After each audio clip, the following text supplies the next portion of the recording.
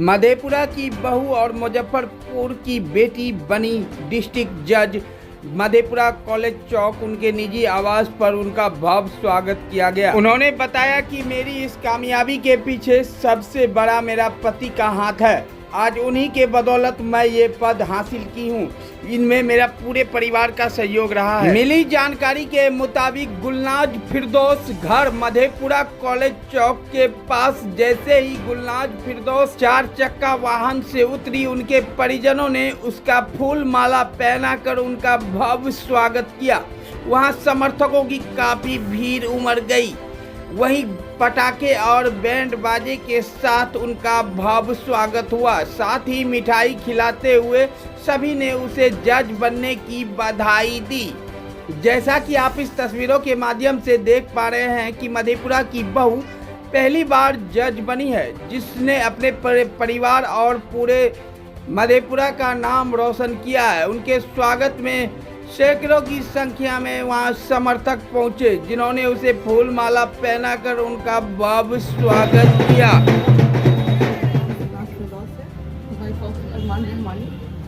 पापा MD अली, मेरा ये ससुराल है, ये यहाँ की मैं बहू हूँ और मायका मेरा मुजफ्फरपुर है। फादर का नाम MD अली। पढ़ाई मेरी मुजफ्फरपुर से हुई, लॉ मैंने वहीं से किया। फिर 2010 से इनरोल करा के पटना सिविल कोर्ट से प्रैक्टिस स्टार्ट की। वहाँ से मेरी अच्छी प्रैक्टिस रही और मैं जूनियर डिवीज़न से वाला जो एग्ज़ाम था वो देती रहती थी, तैयारी करती रहती थी। उसमें 3-4 अटेम्प्ट दिया, इंटरव्यू तक गई, फिर भी फाइनल सिलेक्शन। पढ़ाना चाहिए, हमारे यहाँ पढ़ाया ही नहीं जाता। सबसे बड़ी दिक्कत ये बात है कि हाँ ठीक, और पढ़ाया भी जाता है तो बस इस लायक के बस शादी हो जाए, अच्छा घर मिल जाए, तो वो नहीं। तो आपके माँ बाप ने किस हद तक आपके एजुकेशन के लिए काम उठाए? मेरी अम्मी ने इतना कुछ किया है मेरे लिए, वे उन्हीं का दिन है। लॉ में एडमिशन फर्स्ट डे मैं कॉलेज अपनी अम्मी के साथ गई थी। बहुत कुछ है, उनका बहुत बड़ा कंट्रीब्यूशन है, उनका दिया हुआ था। और यहाँ शादी के बाद ये चीज़ कंप्लीट करना, ये बैकबोन है मेरे। ये नहीं होते तो बहुत मुश्किल, नामुमकिन था किसी भी शादीशुदा लड़की के लिए। अगर आपका पार्टनर अंडरस्टैंडिंग नहीं है तो आप कुछ नहीं कर सकते, कुछ नहीं। आपको कैसा लग रहा है? जाहिर सी बात है खुशी होगी, लेकिन आपने ये फैसला कैसे लिया? आपको किसने इस बात के लिए इंस्पायर किया कि आप अपनी अहलिया को, अपनी बीवी को आप इंकरेज करें to go into the judicial services? पापा तो जॉब में थे ही। पापा के रिटायरमेंट के बाद हम लोग यहाँ आए, तो मेरी भी नौकरी बाहर थी। मेरी भी नौकरी छुड़वा कर यहाँ पर पापा ने सिंगल होने के वजह से रखा था। तो इनकी जब तैयारी कर रही थी, तो मेरा भी ये था कि नहीं, चलो करना है, कुछ अच्छा ही करना है, जॉब में ही तुमको आना है। तैयारी कर रही थी, चलो करना है। एकेडमिक्स की तरफ अगर हम आए तो आप बताएं कि आपकी स्कूलिंग एंड कॉलेज कैसा रहा? Then you got admission in law. Could you take us through the academic journey? Schooling मेरी मुजफ्फरपुर से ही हुई थी, शुरू से मुजफ्फरपुर से ही पढ़ाई हुई थी। और क्या बताएं, मैं मैट्रिक में फेलवर रही हूँ। उसके बावजूद फिर करते यहाँ तक जर्नी पहुंची। फिर इंटरमीडिएट मुजफ्फरपुर 5 ईयर कोर्स उसी टाइम लॉन्च हुआ था, 1-2 साल पहले ही लॉ का। तो उसी में मेरी अम्मी ने एडमिशन करवाया कि तुमको कुछ प्रोफेशनल करना है। तो वहाँ से करके फिर ये था कि बंधन नहीं था कि तुम कर नहीं सकती, प्रैक्टिस नहीं कर सकती। बस ये नहीं था कि पढ़ना है, डिग्री लेना, ये बात थी नहीं मेरे घर में। जैसे मैं अपने 5 भाइयों की एक बहन हूँ, तो मुझे भाई की तरह ही रखा गया कि तुम वो हो। आपके पेरेंट्स ने आपको सपोर्ट किया और जाहिर सी बात है शादी के बाद आपके हस्बैंड ने भी काफ़ी एनकरेज किया, लेकिन personal what prompted you to go for the judicial services? आपका पर्सनल इंस्पिरेशन क्या था? मेरा कोई बैकग्राउंड तो था नहीं जुडिशियरी, मतलब दूर दूर तक कोई जुडिशियरी या लॉ फील्ड से ही नहीं थे। लेकिन जब हम उस फील्ड में गए तो लगा नहीं, ये समुंदर है और यहाँ हम बहुत अच्छा कुछ कर सकते हैं। दोस्तों से, प्रोफेसर से, इन लोगों से गाइडलाइंस मिलता गया और मन में धीरे धीरे एकदम होता है ना जुनून, वो आ गया कि नहीं, करना है, बनना है। हमेशा सोचते थे जज बनना है, तो ये चीज़।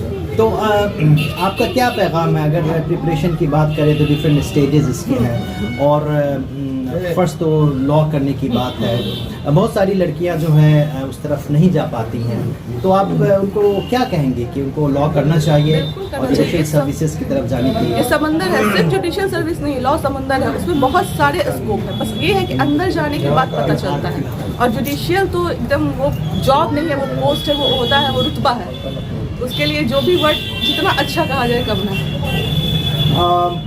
आपकी प्रिपरेशन में आपने कितने वक्त दिए, कितने घंटे पढ़े? वक्त तो मत पूछिए, पढ़ने का भी मत पूछिए, वो बता नहीं सकते। सोते थे, जगते थे, हर सोते हुए भी लगता था पढ़ते ही है, नींद में भी पढ़ाई आती थी। तो कौन सा चैप्टर या कौन सा सब्जेक्ट विद इन द नहीं, इसमें कोई एक सब्जेक्ट नहीं होता, लॉ पूरा होता है इसमें। इसका कोई एक या दो सब्जेक्ट लिमिटेड नहीं होता है, ये लॉ पूरा। और ये जो मैंने क्वालिफाई किया है, इसमें मेरे सीनियर का भी बहुत बड़ा हाथ है, क्योंकि इसमें प्रैक्टिस मांगता है, 7 साल की प्रैक्टिस मस्त होती है। तो इसमें मेरे सीनियर ने बहुत सपोर्ट किया।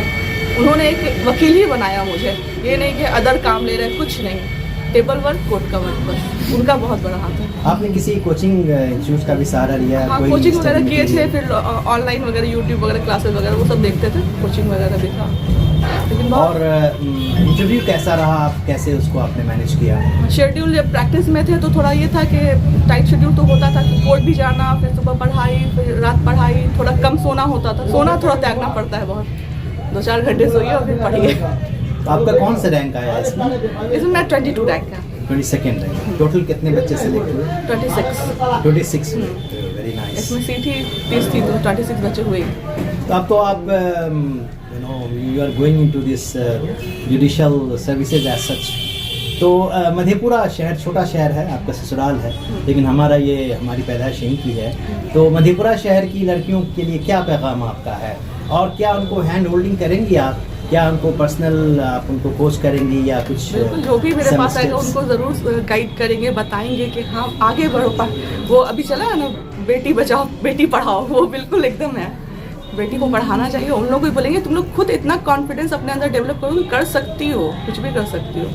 और हालांकि ये बात तो है, जुडिशरी एज सच को किस हद तक आप एनरिच करना चाहेंगे? Because so many news comes up where dignity and integrity falls. वो सब र्यूमर है, अंदर की बातें कोई नहीं जानता, वो सब बात अलग है। आप फेयर और बिल्कुल ऑनेस्ट बिल्कुल प्रैक्टिसेस लाइक दैट। चलिए, so nice of you, thank you very much.